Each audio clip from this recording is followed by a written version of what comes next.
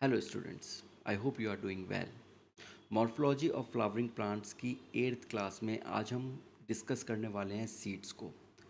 Seeds की structure क्या होती है, उसका काम क्या होता है और सीड्स की कितनी टाइप्स होती हैं। तो वो सारी चीज़ें हम लोग आज की क्लास में डिस्कस करेंगे। तो चलिए शुरू करते हैं आज की क्लास। अब जो सीड होता है वो जब फर्टिलाइजेशन हो जाता है तो उसके बाद ओव्यूल्स जो हैं वो सीड में डेवलप हो जाते हैं। तो आप यहाँ देखिए, ये फर्टिलाइजेशन हो रहा है यहाँ पर। इस फर्टिलाइजेशन में आप देख सकते हैं यहाँ ये थोड़ा सा मेल और फीमेल गैमिट का फ्यूजन है। और उसके बाद यहाँ जो ओव्यूल बन रहा है अंदर, ये धीरे धीरे सीड के अंदर कन्वर्ट हो जाता है। और जब सीड बनता है तो उसके ऊपर एक सीड कोट आता है और उसके अंदर एक एम्ब्रियो होता है। सीड जो होता है वो हमारा एम्ब्रियो सीड कोट के अंदर प्रोटेक्टेड एक स्ट्रक्चर जो होती है उसको हम लोग बोलते हैं सीड। तो अब दो फेजेस हो गए सीड फॉर्मेशन के। पहला फेज हो गया एम्ब्रियोजेनेसिस। इसका मतलब सबसे पहले फर्टिलाइजेशन के बाद एम्ब्रियो का बनना, वो हम लोग बोलते हैं एम्ब्रियोजेनेसिस।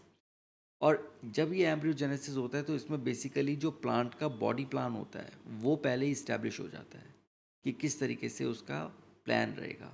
रूट्स कहाँ से निकलेंगे, शूट कहाँ से निकलेंगे, लीव्स कैसी होंगी, वो सारी चीज़ें उधर डिसाइड हो जाती हैं।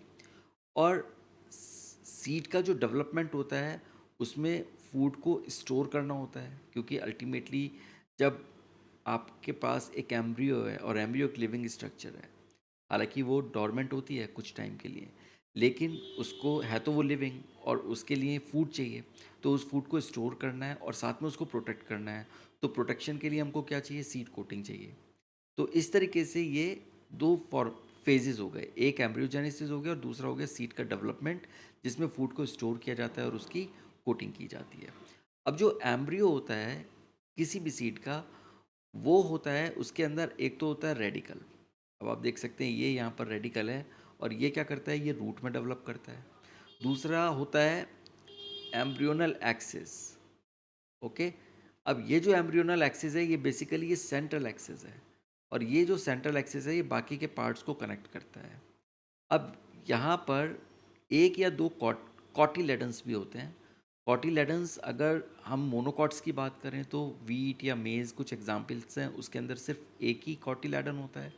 और जो ग्राम और पी जो कि डाइकॉट्स के एग्जाम्पल्स हैं उनके अंदर दो कॉटिलेडन्स होते हैं। तो ये बेसिकली सीड लीव्स होती हैं और ये जो सीड लीव्स होती हैं या तो ये फूड को स्टोर करती हैं या ये फूड को एब्जॉर्ब कर सकती हैं। तो ये स्ट्रक्चर होती है एम्ब्रियो की। इसके अंदर रेडिकल हो गया, एम्ब्रियोनल एक्सिस हो गया और साथ में कॉटिलेडन्स हो गए। ओके। इसमें आपका एक छोटा सा पार्ट होता है प्लीम्यूल, वो बनाता है स्टेम, लेकिन वो पूरी तरीके से डेवलप नहीं होता। ओके। वो उसका पार्ट होता है सीड का, उसमें प्लीम्यूल भी हो गया, उसमें रेडिकल भी हो गया, ये दोनों एक एक्सिस का पार्ट है, एम्ब्रियोनल एक्सिस का पार्ट है। और जो कॉटिलेडन्स हैं वो लीव्स हो गई, एम्ब्रियो लीव्स को हम लोग बोलते हैं। ठीक है। तो इस तरीके से ये एम्ब्रियो एक बेसिकली मिनी प्लांट है ये, राइट। अब सीड कोट की अगर हम बात करें तो सीड कोट जो है वो आउटर मोस्ट प्रोटेक्टिव कवरिंग होती है और इसकी दो लेयर्स होती हैं। एक है टेस्टा। टेस्टा जो होती है वो आउटर होती है, वो थिक होती है, वो हार्ड लेयर होती है और ये ही मेन प्रोटेक्शन प्रोवाइड करती है। और दूसरा होता है टैगमैन। टैगमैन जो होती है वो इनर लेयर होती है, थिन होती है और बहुत ही डेलिकेट लेयर होती है और ये टेस्टा के नीचे वाली लेयर होती है। तो अगर आप इसका थोड़ा सा जूम्ड वर्जन देखें तो ये टेस्टा है जो ऊपर की लेयर है और ये नीचे की लेयर है टैगमैन और जो इसके साथ अटैच्ड है।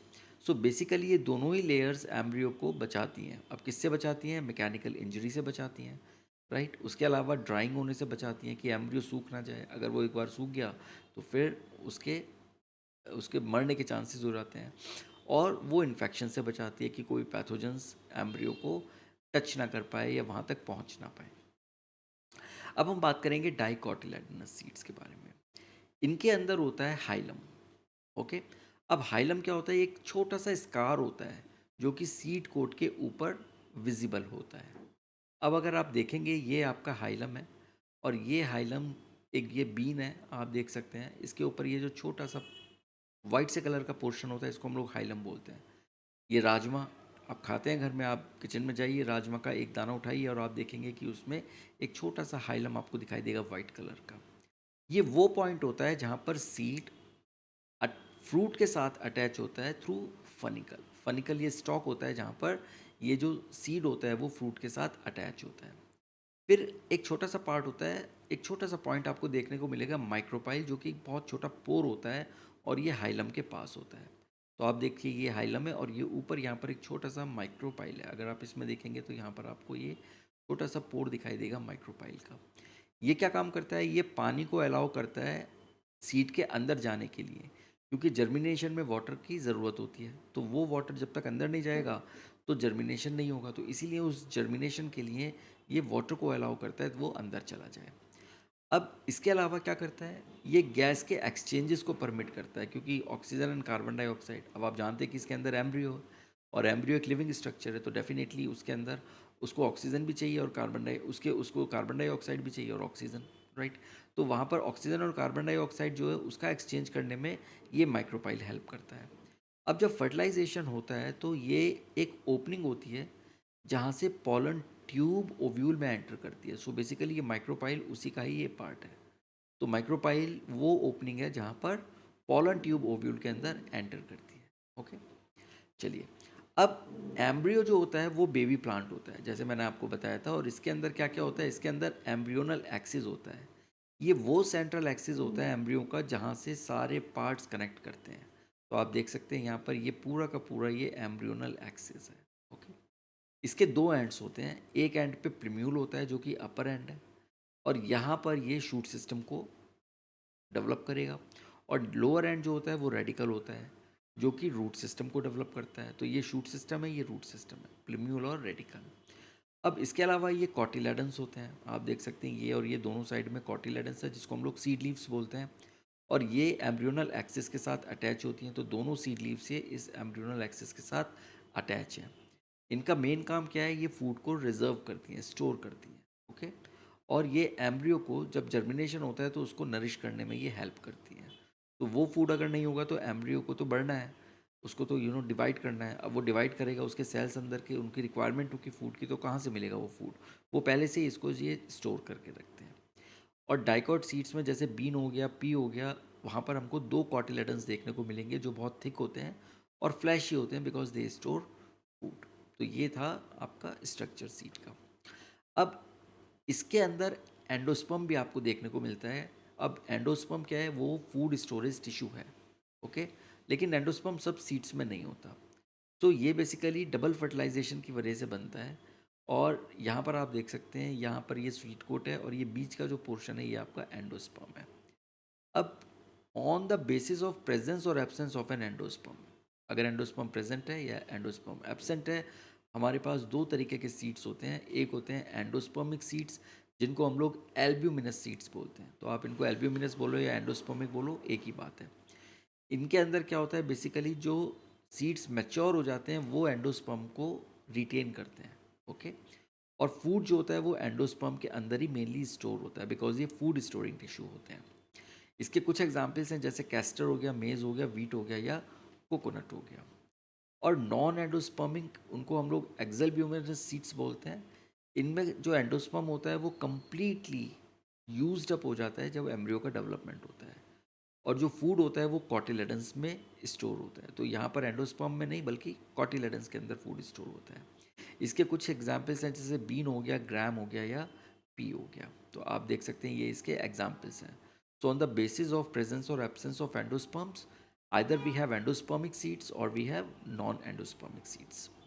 अब हम मोनोकॉट सीड्स की बात करते हैं।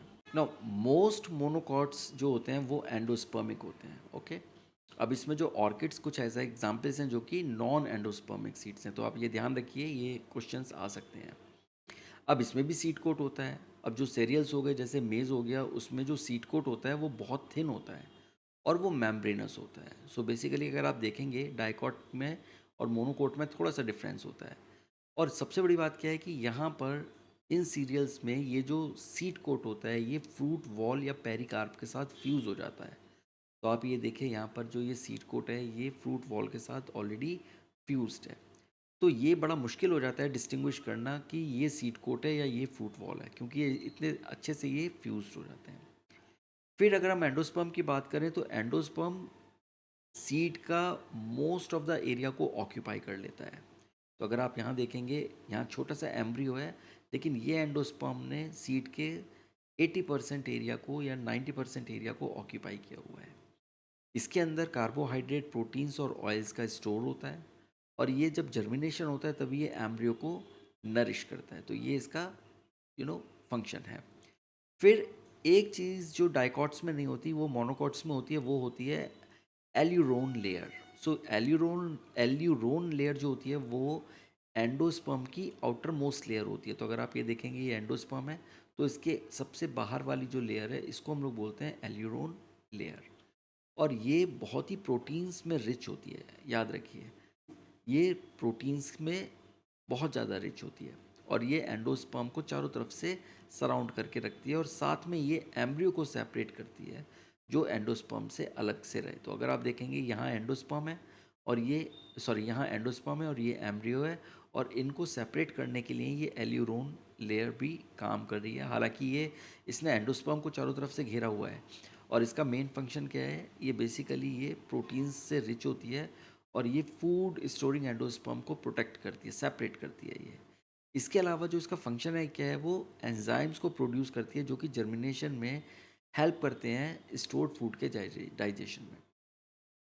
तो जब, बिकॉज आप जानते हैं कि एंडोस्पर्म है और इसके अंदर फूड का स्टोरेज है, अब इस फूड को यूटिलाइज करने के लिए हमको एंजाइम्स चाहिए जब जर्मिनेशन होता है। तो वो एंजाइम्स को ये जो एल्यूरोन लेयर है ये प्रोड्यूस करती है, ताकि ये इन फूड, जो स्टोर्ड फूड है, उसको वो डाइजेस्ट कर पाए, और फिर वो जो एनर्जी उसमें से रिलीज होगी वो एम्ब्रियो ले पाए। तो दैट इज़ द फंक्शन। अब एम्ब्रियो जो होता है मोनोकॉट सीड्स में, वो स्मॉल होता है और वो छोटे से ग्रूव के अंदर एक साइड में होता है, एक एंडोस्पर्म के साइड में होता है ये।